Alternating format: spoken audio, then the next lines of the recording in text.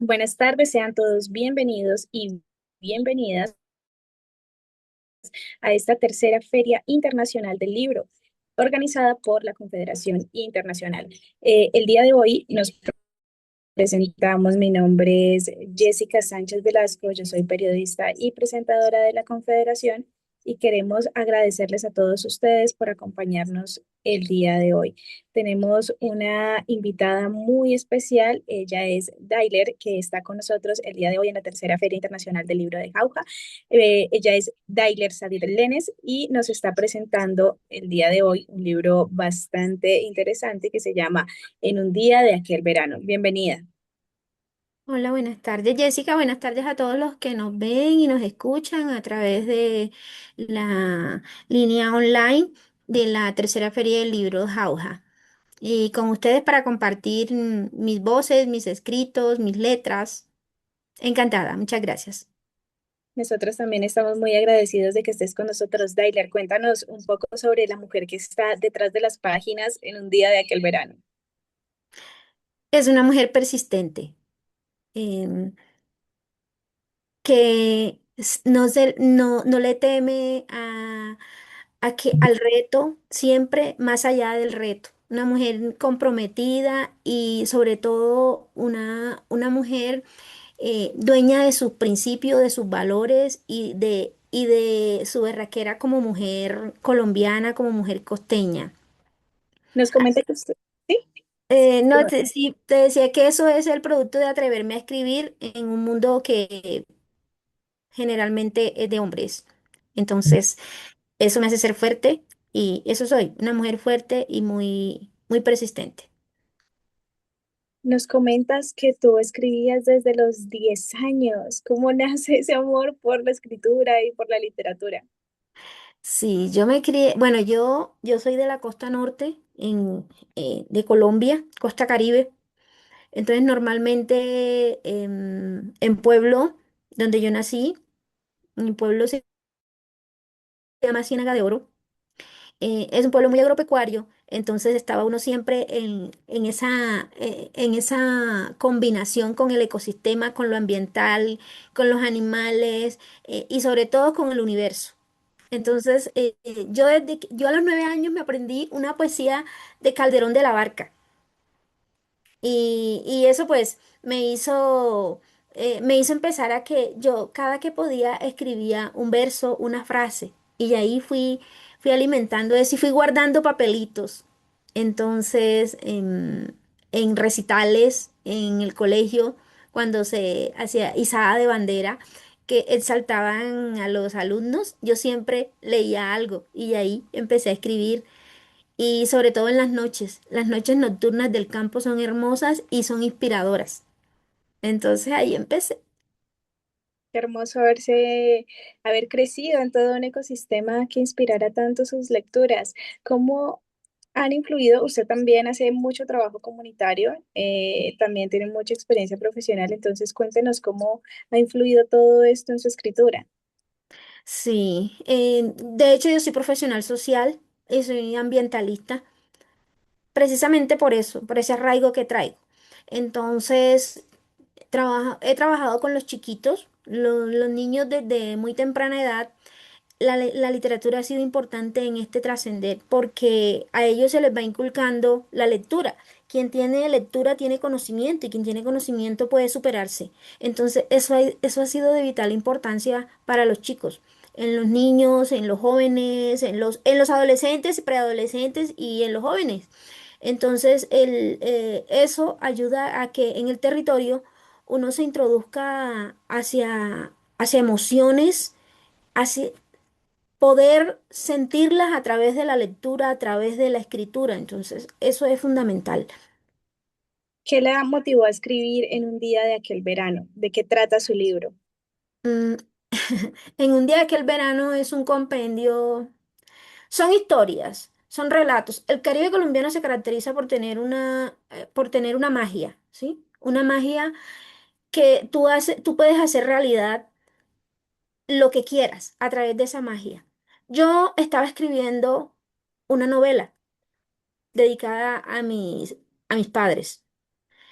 Entonces, en esa investigación, porque tuve que investigar mucho, en mi familia paterna, igual mi familia materna. Entonces, yo iba escribiendo, por decir algo, capítulos, iba escribiendo. Y llegó un momento en que dije, pero ven, yo puedo contar esto antes de la novela.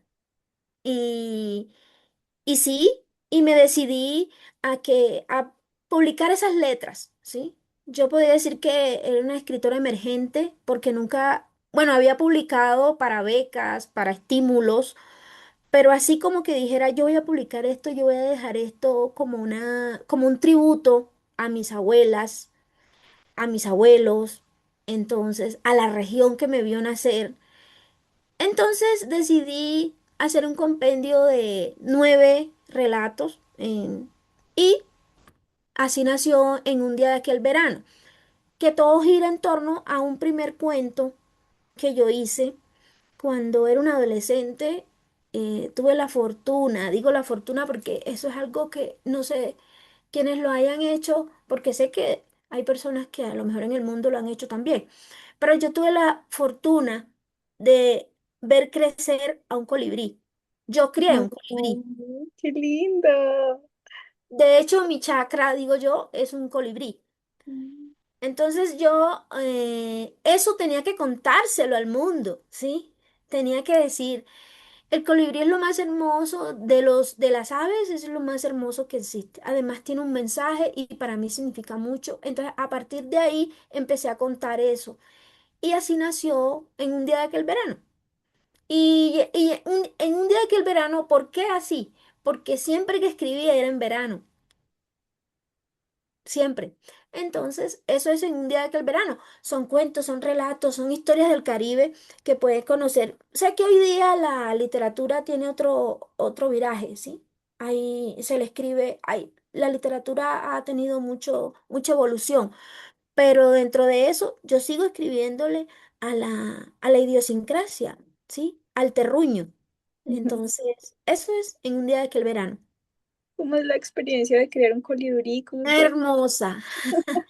Hermosa. Era como en el libro precisamente está.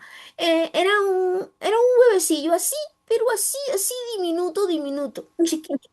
Cuando salió y ya lo sacamos de la cascarita, lo primero que salió fue algo así como parecía como la lengua de una serpiente, así, porque la lengüita del colibrí está dividida, termina como en unas dos puntas.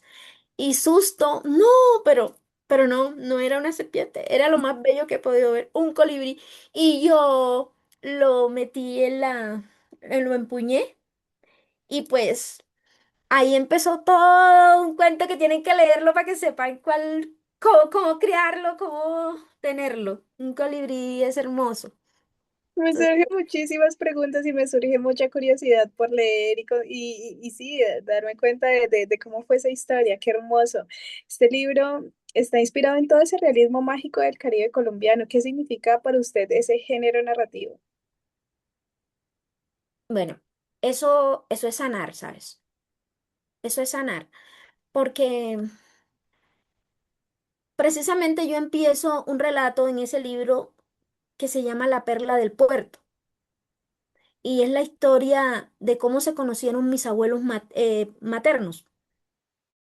Y fue una cosa brava, dura para mi abuela. Otro era años 40, qué sé yo, 50. Ujú. Y fue difícil para ella. Entonces, yo creo que a través de eso empecé a escribir porque si bien es cierto, nosotras las mujeres siempre vamos canalizando el ADN de la mamá, de la abuela y tenemos mucho. Y hay que sanar para sanar esos ancestros también. Entonces yo creo que eh, la narrativa tiene un contexto y es sanar y tributar. Tributar el sacrificio, la berraquera, la forma en que ellas eh, superaron todas esas adversidades y no se dieron por vencidas. Es algo que me inculcaron a mí en un mundo en el que me esperaba, imagínate que, bueno, yo soy modelo 70, Entonces ellos ya visionaban de pronto cómo podría ser mi mundo en los 90 aún siendo campesinos y visionaban. Y entonces me lanzaron a un mundo en el que viví muchas experiencias y es lo que yo estoy tributando en un día de aquel verano, en algunos de esos relatos. Estoy sanando esas heridas de mis ancestros, sobre todo de mis abuelas. Entonces, Pues, eso es narrar, sanar, contar, eh, volver al mundo natural. Es y verlo también con otros ojos, ¿no? Porque cuando uno lo reescribe puede ver las situaciones, sí, puede darle más visibilidad. Por ejemplo, usted ahorita nos habla sobre su linaje, pero también nos habla mucho sobre las tradiciones del Caribe. ¿Cómo quiso rescatar ese Caribe colombiano a través de estas historias? el chico de hoy día, de pronto la globalización y la universalización tecnológica ha hecho que los chicos conozcan mucho, pero también hay que mirar que ellos sepan de dónde, esa raíz, de dónde viene. Y son muchas cosas que antes se veían y eran chéveres, eran bonitas. Entonces, yo quise darlas a conocer. Por ejemplo, hay un relato que habla sobre cómo eran aquellos bailes, de cómo esas mujercitas en la casa se preparaban para poder ir a un baile de salón, no como ahora, los chicos se van al concierto, a la discoteca, entonces yo retraigo todo eso para que lo conozcan. Lo complicado que era pedir un permiso para ir a bailar, ¿sí? Y, y ¿sabes qué es lo importante de todo esto? Que yo lo rescato desde mi misma familia. Mm. Yo investigué, yo hice un trabajo de investigación en, en todo el pueblo, toda esa zona, pero más que todo lo traje desde mi familia, para que no decir, no, es que lo vio, es que lo copió, no, yo lo investigué y yo lo de pronto alcancé a vivir. Entonces, son cosas muy chéveres. Yo, ahí también hay un libro, hay un cuento, perdón, en el libro, un relato, más bien es un relato es una experiencia muy bonita, porque me dijeron una vez, queremos hablar de las Córdobas del mundo. En mi país hay un departamento que se llama Córdoba, de donde yo soy. Mm. Pero aparte de eso, en Argentina hay Córdoba, en México hay Córdoba, en España hay Córdoba. Entonces me dijeron, queremos hablar de las Córdobas del mundo, hablemos de mi Córdoba. Entonces yo presenté ese relato. Y mira que ni siquiera es a nivel nacional, lo hice a nivel internacional y me tomaron como hablar de mi Córdoba. Entonces, ahí rescato también y muestro eso al mundo. ¿Existe dentro de estos relatos uno, no sé, que sea su favorito o que tenga un significado especial para usted? Azael, Azael, Azael porque es la historia del colibrí. Así se llamaba mi colibrí, Ay, Azael. y aparte le pones un nombre preciosísimo. Sí, ¿Qué papel, cuéntenos qué papel juegan los sueños, la imaginación y la memoria en su proceso creativo? mucho, mucho. Eh, quiero, yo digo, yo quiero esto.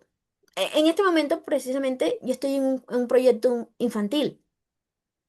Y es un sueño que tuve desde que mi chiquita nació. Entonces era un sueño de la chiquita Luli tenía que ver cómo nació, porque Luli nace en pandemia.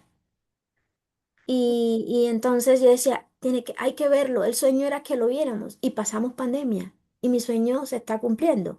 Vamos a ver plasmado el proyecto de, de Luli. Entonces, los sueños son fundamentales, son importantes en mi proceso porque yo me inspiro. Yo, valga la redundancia, yo sueño en las noches, un sueño normal, porque me dormí y en la noche, a la mañana siguiente, uy, yo soñé anoche que estaba hablando con Jessica, pero que fuimos a un alto y que había como una tormenta, no sé, algo así, y al día siguiente ya estoy construyendo una historia con ese sueño. Entonces, eso siempre ha sido, ese es mi proceso creativo. Yo voy en el transporte pues uso el transporte público porque es más eficiente en esta ciudad y porque demora menos que ir en carro particular. Entonces uso el transporte público y muchas veces me toca de pie, agarrada de la baranda. Entonces yo ahí no me desespero. Es que el trancón se presentó, no me desespero. Simplemente me pongo a crear sobre la situación. Entonces, eso. Así ha sido mi proceso de creación de una obra, de una poesía, porque yo no solo escribo, yo también, no solo escribo narrativa, prosa, también hago poesía.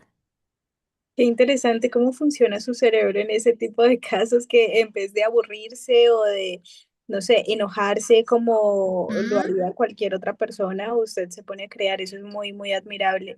Cuéntenos para este libro, usted qué enseñanza quiso dejar o cuál fue su propósito al escribir este libro.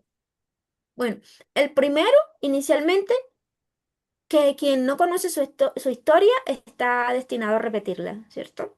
Entonces yo sí quise siempre que todos en la casa, todos los de mi familia conocieran la historia de de nuestros antepasados, de nuestros ancestros.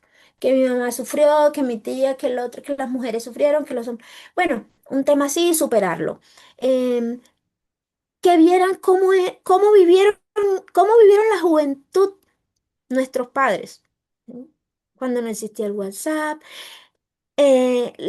La idea es contarles cómo era ese enamoramiento, eh, todo eso, contar que han pasado tantas cosas hasta el momento en que estamos hoy, cuando todo es fácil. Lo que pasó hacia atrás fue difícil. Mm. Entonces, esto, ese es el propósito es ese. ¿Y qué es, en qué se define? En dejar una huella. Que Beiler Sadir Pacheco, el día que ya no esté, de pronto la puedan recordar porque ella se dedicó a dejar esto. Entonces, siempre he querido dejar una huella y ser útil en la sociedad. Entonces, ese es el propósito de en un día de aquel verano, que ya casi, pues ya está, como te digo, próximo. Bueno, todos ellos son mis hijos. Las voces de Filó, la epístola, todos los que he escrito, todo, son mis hijos. Pero ya en un día de aquel verano está que llega a su edad adulta. Ya está por nacer otro. Y otros pero el propósito es ese. Siempre que que creo una obra literaria, el proceso es ese. Es que lo sigan, que me sigan visualizando, que yo sé que dejé una huella. Qué Entonces, lindo. Em, a mí me gustaría saber em, si usted tiene de pronto su libro ahí cerca, si lo tiene a la mano, si le sí, gustaría regalarnos un pedacito, una prosa, un verso, un poemita, algo que podamos encontrar dentro de su libro. eh, mira que, bueno, ya sé, mira que en un día de aquel verano, que es este es un lienzo, de Ujú. pronto es un lienzo original. Es Ah, Azael libando unas flores. oh, qué lindo. La artista plástica que lo diseñó es una amiga, una cartagenera, y la primera edición de Un día que el verano se agotó. Yo hace poco para para la FIL Bogotá creamos la segunda edición. Mm. Pero la segunda edición también se agotó. Tengo aquí a la mano esta es la primera edición. Me hubiese gustado que por acá estuviera la segunda porque allí alguien me escribían un poema, pues la segunda sí tiene. Entonces, bueno, voy a a leerles cómo, cómo empieza Asael. Ok. Entonces, mira Pili, allá entre los icacos y los heliotropos.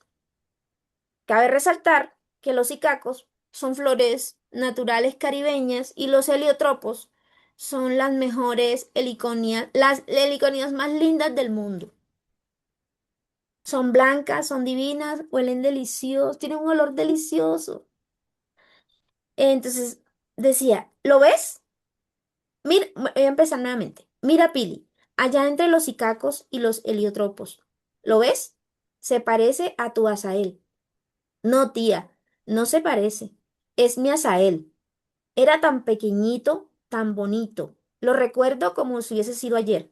Entonces los recuerdos emergieron uno a uno en mi mente y me transporté en el tiempo a esos años maravillosos y dorados que solo la adolescencia te ofrece.